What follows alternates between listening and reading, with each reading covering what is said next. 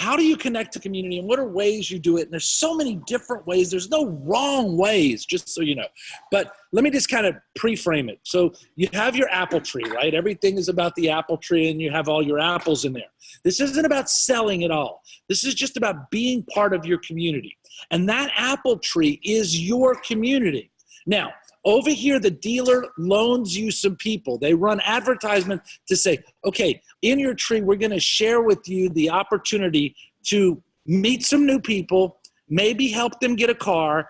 And what we're hoping for is that you can take those people you meet and make them personal and meaningful. Because that's the key. Not just staying in touch with them when they need a car, but staying in touch with them, throughout the term of the car they have. Not just calling them when their leases come and due or their purchases come and due, but staying with them the whole time. First, we're going to talk about your apple tree, the connections you have and the connections that your connections have, and where and how you can connect to those people. We're going to start it off by just saying, okay, how did you do that when you started in the business?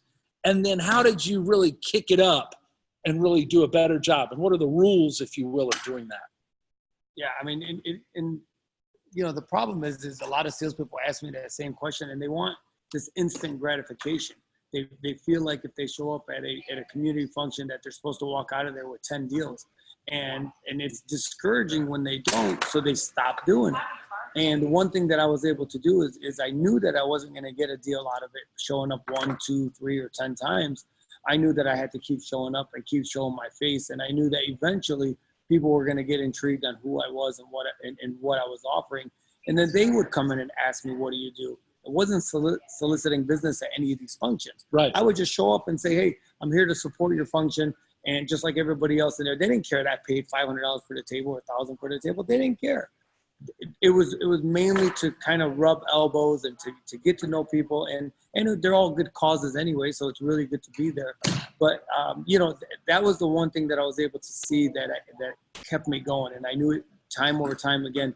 As I became more known, I knew that it was just going to continue to grow, and I kept showing up. But I probably went for a couple of years and didn't get anything out of it. I mean, I probably was showing up at these places, and it's funny because my wife used to tell me, "Why do you keep going to all these places?" I'm like, well, it's just, one, I like to go. I really started to like to go. And I would take her with me. I'd make a night of it. It was really nice. A lot of the functions are really nice.